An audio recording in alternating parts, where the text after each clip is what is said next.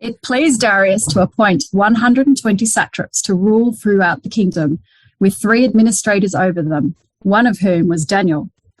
The satraps were made accountable to them so that the king might not suffer loss. Now Daniel so distinguished himself among the administrators and the satraps by his exceptional qualities that the king planned to set him over the whole kingdom. At this, the administrators and the satraps tried to find grounds for charges against Daniel in his conduct of government affairs, but they were unable to do so. They could find no corruption in him because he was trustworthy and neither corrupt nor negligent. Finally, these men said, We will never find any basis for charges against this man Daniel unless it has something to do with the law of his God. So these administrators and satraps went as a group to the king and said, May King Darius live forever. The royal administrators, prefects, satraps, advisors, and governors have all agreed that the king should issue an edict and enforce the decree that anyone who prays to any god or human being during the next 30 days, except to you, your majesty, shall be thrown into the lion's den. Now, your majesty, issue the decree and put it in writing so that it cannot be altered, in accordance with the law of the Medes and Persians, which cannot be repealed. So King Darius put the decree in writing. Now when Daniel learned that the decree had been published, he went home to his upstairs room where the windows opened toward Jerusalem. 3 times a day he got down on his knees and prayed, giving thanks to his God, just as he had done before. Then these men went as a group, found Daniel praying and asking God for help. So they went to the king and spoke to him about his royal decree. Did you not publish a decree that during the next 30 days, anyone who prays to any god or human being except to you, your majesty, would be thrown into the lion's den? The king answered, The decree stands in accordance with the law of the Medes and Persians, which cannot be repealed. Then they said to the king, Daniel, who is one of the exiles from Judah, pays no attention to you, your majesty, or to the decree you put in writing. He still prays 3 times a day. When the king heard this, he was greatly distressed. He was determined to rescue Daniel and made every effort until sundown to save him. Then the men went as a group to King Darius and said to him, Remember, your majesty, that according to the law of the Medes and Persians, no decree or edict that the king issues can be changed. So the king gave order, and they brought Daniel and threw him into the lion's den. The king said to Daniel, May your God, whom you serve continually, rescue you. A stone was brought and placed over the mouth of the den, and the king sealed it with his own signet ring and with the rings of his nobles, so that Daniel's situation might not be changed. Then the king returned to his palace and spent the night without eating and without any entertainment being brought to him, and he could not sleep. At the first light of dawn, the king got up and hurried to the lion's den. When he came near the den, he called out to Daniel in an anguished voice, Daniel, servant of the living God, has your God, whom you continually serve, been able to rescue you from the lions? Daniel answered, May the king live forever. My God sent his angel, and he shut the mouths of the lions. They have not hurt me, because I was found innocent in his sight, nor have I ever done any wrong before you, your majesty. The king was overjoyed and gave orders to lift Daniel out of the den.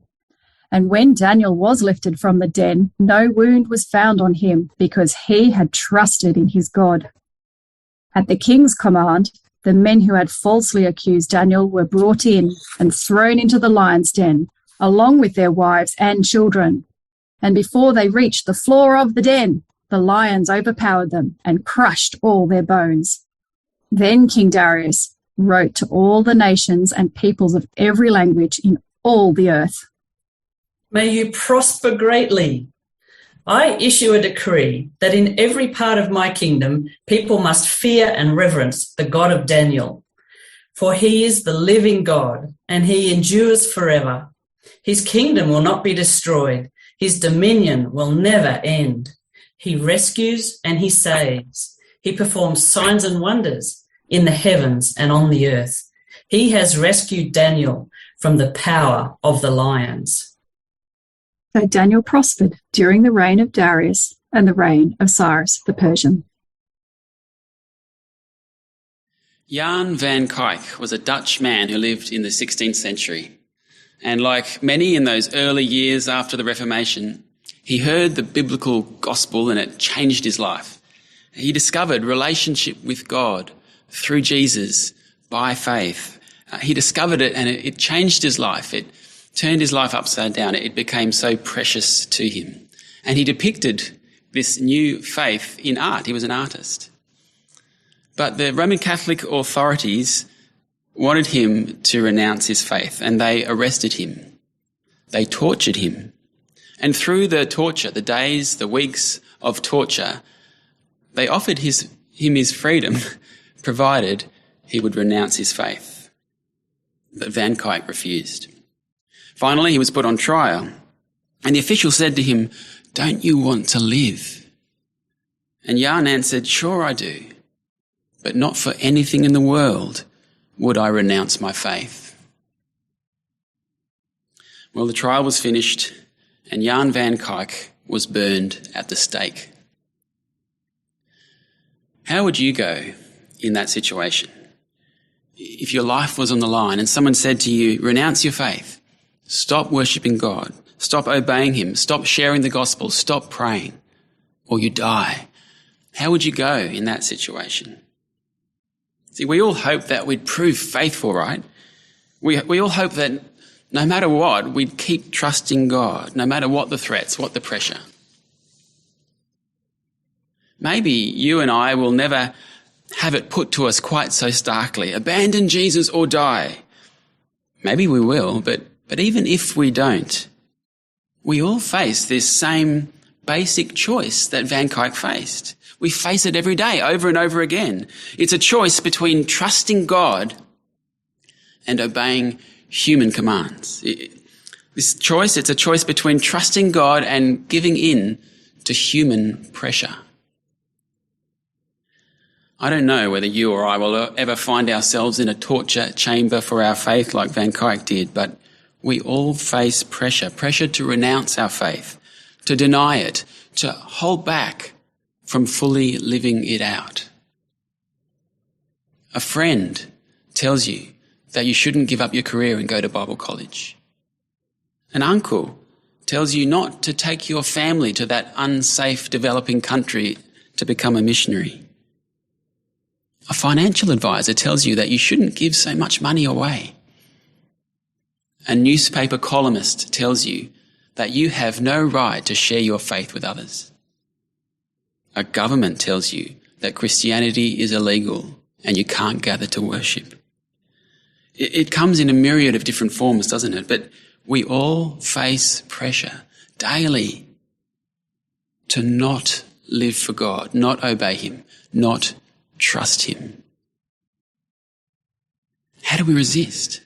How do we resist that pressure and live lives of trust? How do we learn to join with Peter, who in Acts 5 said to the authorities who were trying to silence him, "We must obey God rather than human beings"? How can we trust God under pressure? That's our question today. How can we trust God under pressure? Daniel 6 teaches us how. Daniel chapter 6 equips us for this task. See, in Daniel chapter 6, Daniel has to make a choice. It's a choice between trusting God and obeying a human command. Daniel has the same kind of stark choice that Van Kyk had. Pray to God and die, or pray to King Darius and live. And through the course of this chapter, the narrator doesn't just show us that Daniel chose to trust God, but he shows us how Daniel did it. And by doing so, he equips us to as well. He equips us to trust God, even when we're under pressure. Well, let's dive into this story. So we're in Daniel chapter 6. We're still in Babylon, as we have been ever since chapter 1, but things have changed. The proud Belshazzar, brought to us by Anthony last week, he's gone. He's dead. The Persians have taken over. And now King Darius of Persia is setting up his government. And that's where our story starts, because the way he's setting it up, Daniel is one of his 3 chief ministers. And because Daniel does such a great job, the king takes notice and wants to promote Daniel. But promotion for Daniel is going to mean demotion for others. So they, in their jealousy, they look for a way to bring him down. First, they try to find fault with the way he's doing his job. But they've got nothing. He's not corrupt, he's not negligent, he's faithful, he's trustworthy.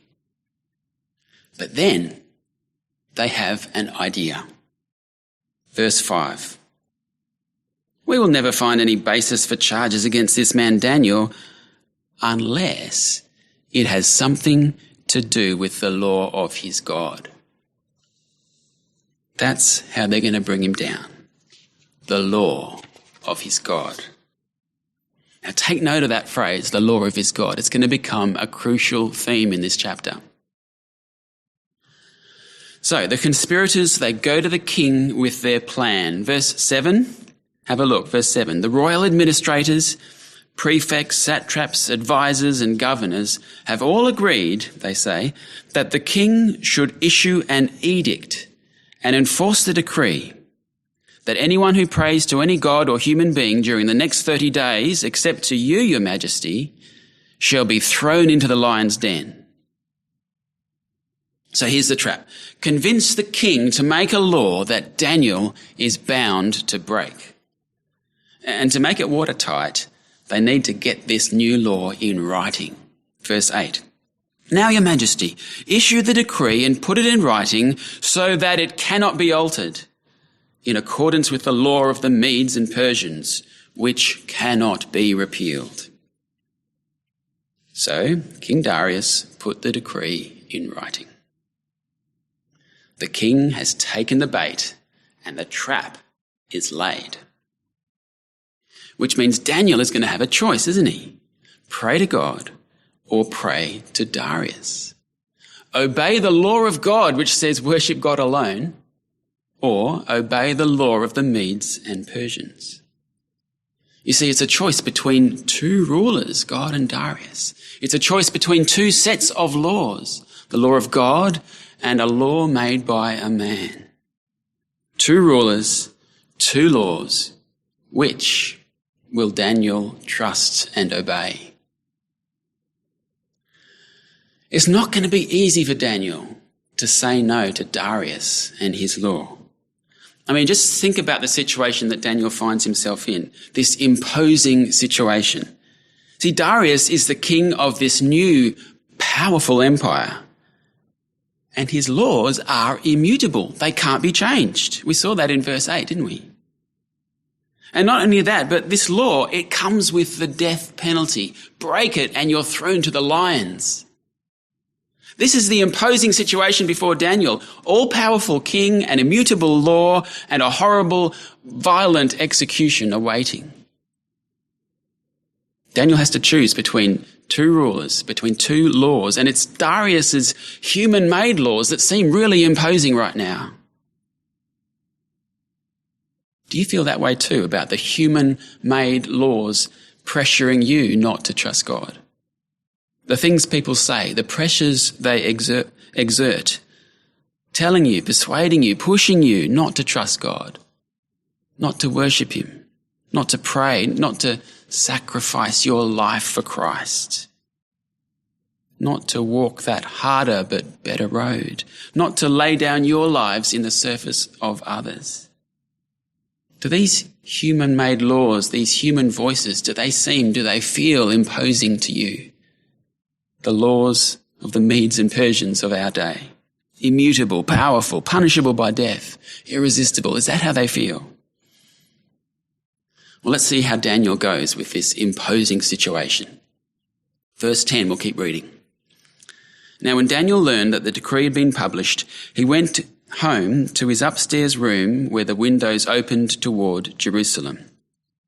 3 times a day, he got down on his knees and prayed, giving thanks to his God, just as he had done before.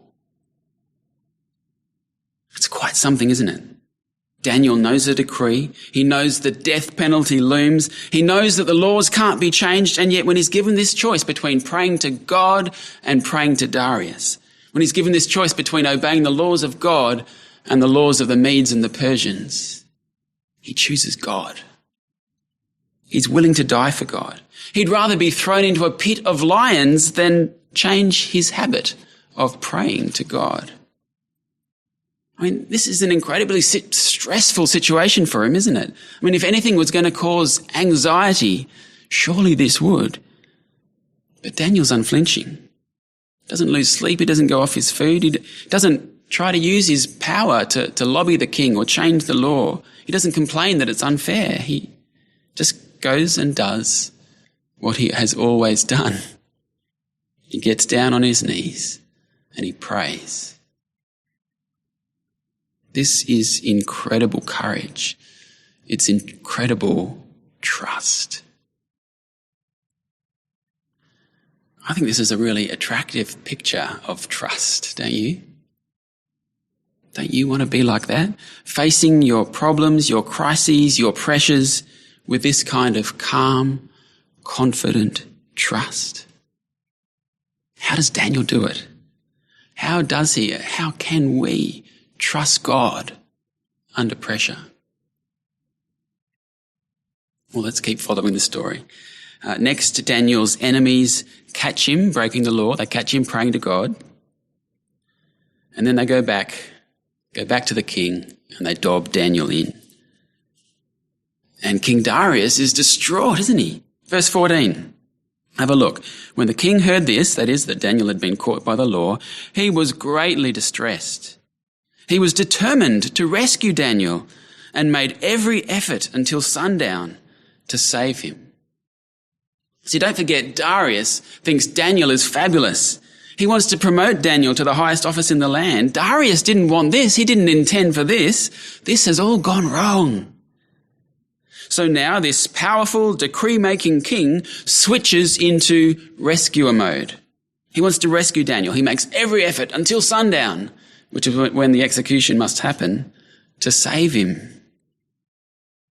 But the question is, will he be able to? Will the king, who wants with all his heart to rescue Daniel, will he be able to? Daniel has had to make a choice in this chapter, hasn't he? Between God and Darius, between God's law and between human-made law. And what the narrator is doing is he's framing this narrative as a contest.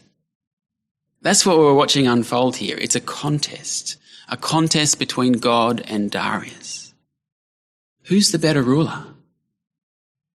Who makes the better laws? Who is the better rescuer? These are the criteria for deciding the winner. Who's the better ruler? Who's the more powerful one? Who's the one who's able to bring about his will and purposes? Who makes the better laws? Good laws, just laws, lasting, immutable laws. And who's the better rescuer? Who is going to be able to save Daniel? That's what we've got here. It's a contest between God and Darius. When we've got a choice in life between two options, which one do we usually pick? We pick the better one, don't we? If you're shopping and you're choosing a product, if you're sick and you're choosing between doctors, we choose the better one. When it comes to trusting God, sometimes we might make it more complex and mystical than it needs to be. The way the narrator is helping us to understand what trust is here, he's showing us that it's just about making the logical, obvious choice. When we've got to choose who to trust, we choose the better one, the better ruler with better laws, the better rescuer. And the question in this narrative is, who is it? Is it God or is it Darius? Who is emerging as the winner of this contest? Well, at the end of verse 14, what we have is a picture of the mighty King Darius, the most powerful man on earth, and he's desperate to save Daniel, to rescue Daniel. But he can't. He can't. Verse 15, the conspirators say to the king, "Remember, your majesty, that according to the law of the Medes and Persians, no decree or edict that the king issues can be changed." The king wants to rescue Daniel, but he can't. He's trapped by the very law that he made. In this contest between God and Darius, Darius's massive shortcomings are coming to the surface here. He's a hopeless ruler. He's so far from being in control that he gets trapped by his own laws. And he makes terrible laws, immoral laws, laws that bind him, laws that go against his own will. And he's an incompetent rescuer. Despite his best efforts, he can't save Daniel. It's a pathetic picture. The king who was happy with the idea that everyone in the land would pray to him, the king who was happy to accept semi-divine status, to put himself forward as a competitor to God, this king turns out just to be a gullible mortal. His own officials have tricked him. His own law has trapped him. He's not a competitor with God. He's a puppet who can't rule and can't rescue. In the contest between God and Darius, it's a no contest. It's a humiliating defeat. In fact, just have a look at what the defeated Darius says in the next verse, verse 16. So the king gave the order, and they brought Daniel and threw him into the lion's den. The king said to Daniel, "May your God, whom you continually serve, rescue you." See, Darius is waving the white flag here. May your God rescue you. I can't. I'm out of options. My hands are tied. I can't do it. Now I can only hope that your God can. I can only hope that your decision to continually serve him will prove well-founded. I can only hope that he is a better rescuer than me. By this stage, I reckon the narrator is just having some fun now. Having fun depicting the impotence of Darius. Do you remember, by contrast, how calm and trusting Daniel was when the crisis came? Not so with Darius here. Darius spends the night in fitful anxiety. Verse 18. Then the king returned to his palace and spent the night without eating and without any entertainment being brought to him. And he could not sleep. This would-be God, the one who demanded that all pray to him, is powerless. He can't sleep. He's trapped by his own laws. He's not being prayed to anymore. He's praying to God, hoping that God might save Daniel. This contest between God and Darius is a no contest. Last night I was preparing PowerPoint slides for this talk, sitting on the lounge room couch, and my son Liam came along and had a look and said, he read the heading, "A Contest, God versus Darius," and he laughed. He laughed. He said, "That's obvious, Dad. I don't even know who Darius is, but it's obvious who wins that one." Well, the next morning, King Darius hurries to the den. He's a king, but he's anxiously hurrying, undignifiedly hurrying. And then he calls out, not in a calm, authoritative voice of a king, but in an anguished voice. "Daniel," verse 20, "Daniel, servant of the living God, has your God, whom you serve continually, been able to rescue you from the lions?" The anxious, hurried, anguished, impotent Darius has failed as a rescuer. But the question is, what about God? Has he proved to be able? And the answer comes in verse 22 when Daniel replies, "My God sent his angel, and he shut the mouths of the lions." God has done it. What Darius was unable to do, God has done. He's rescued Daniel. He's shut the mouths of the lions. He's shown himself to be the better rescuer. Not just better, the ultimate, perfect, all-competent rescuer. And the next verse, verse 23, is a really key verse. Because in this verse, the narrator tells us what this whole story has been about.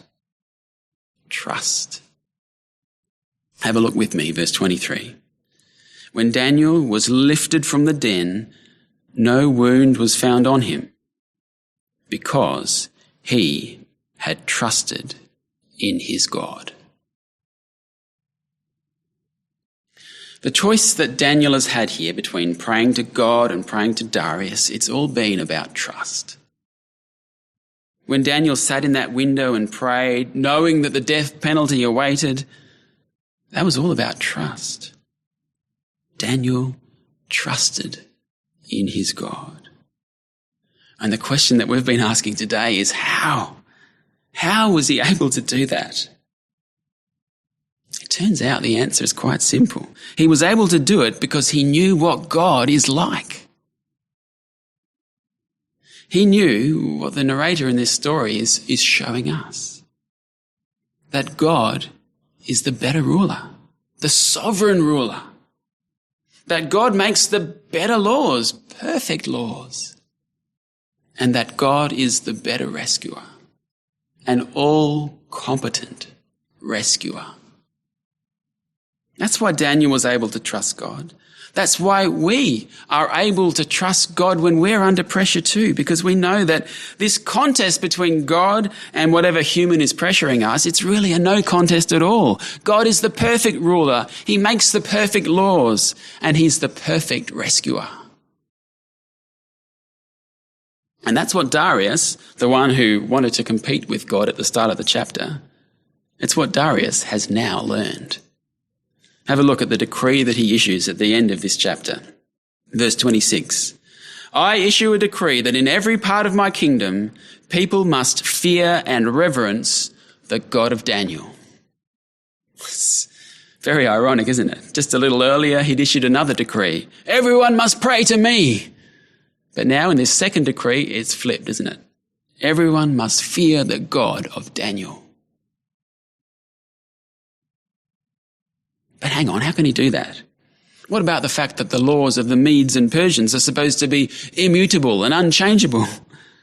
What's happened to that first decree? Hasn't this second decree just nullified the first one? Well, it turns out that the laws of the Medes and Persians aren't quite as immutable and unchangeable as we thought. No, they're not the ones that are immutable and unchangeable. It's God's laws that are. It's not the laws of the Medes and the Persians that are ultimately controlling everything that's happening. It's God's laws. God is the sovereign ruler. God makes perfect laws. And God is the all-competent rescuer. And that's what Darius acknowledges in the remainder of the decree. The second half of verse 26, he says, for he is the living God, and he endures forever. His kingdom will not be destroyed. His dominion will never end. He rescues and he saves. He performs signs and wonders in the heavens and on the earth. He has rescued Daniel from the power of the lions. See, this is just astonishing, isn't it? Out of the mouth of the would-be God substitute, we learn why it is that we can trust God.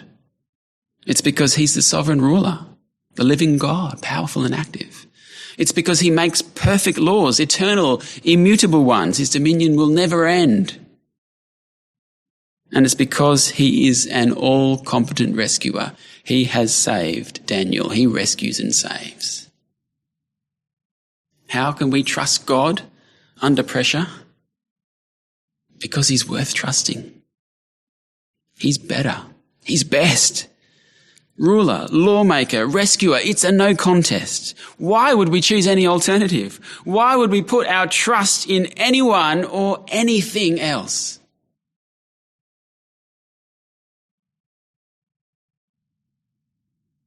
I want us to think a little bit deeper about God as rescuer. See, if God is the perfect, all-competent rescuer, does that mean that he'll always rescue us from the peril that we face when we trust him? Well, he didn't with Jan van Kyk.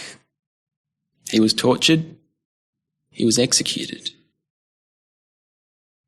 So what does that mean for God as the all-competent rescuer?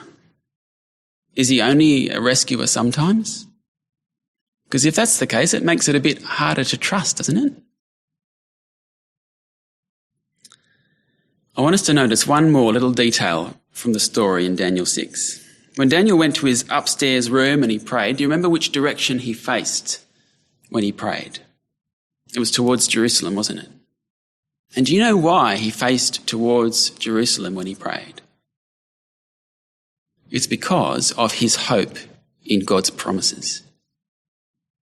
You see, Daniel didn't know if he'd be rescued from the lions because he'd never had a promise that he would be. But he did know that God had promised to rescue his people from exile and take them back to Jerusalem. And he showed his hope in that promise, his trust in that promise, by praying facing in that direction towards Jerusalem. Daniel didn't know if he'd be rescued from the lions, no, but he did know that God had promised a Messiah who would one day establish God's perfect, eternal kingdom. And so Daniel showed his faith in that promise by facing towards Jerusalem. See, Daniel is a model for us.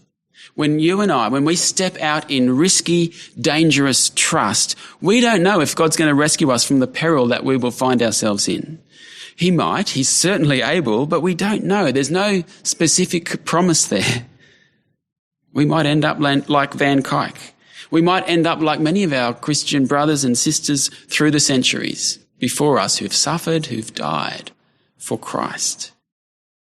We don't know if he'll save us from the peril now, but we do know that he's promised and sent the Messiah, Jesus. We do know that the ultimate eternal rescue is assured. So when we trust God as rescuer, what we're doing is we're trusting him as the one who is able to rescue now and who most certainly will rescue us through Jesus then. He's able now, he will then. How can we trust God under pressure? How can we learn to say with Peter, we must obey God rather than human beings? How can we learn to say with Jan van Kyk, not for anything in the world would I renounce my faith? How can we do that? Well, we learn to from the book of Daniel. We learn to by grasping from the book of Daniel what God is like. Sovereign ruler, perfect lawmaker, all-competent rescuer. He's worthy of our trust. See, we learn it from the book of Daniel, and in fact, that's where Van Kyk learned it from too. Van Kyk wrote letters from the prison where he was tortured to his family. Just have a listen to what he wrote. In one letter, after describing the different ways in which he and his fellow prisoner were being tortured, he writes this. After the suffering, I received great joy of the Holy Spirit, yes. I wept for joy because he had kept our lips and did not suffer us to be tempted above what we were able to bear. I will rather go with Daniel to the lion's den than that I should kneel down before wood, stone, gold, silver, bread, wine, or oil. I'd rather go with Daniel to the lion's den. See, Van Kyk learned this trust in God from the book of Daniel. And we can too.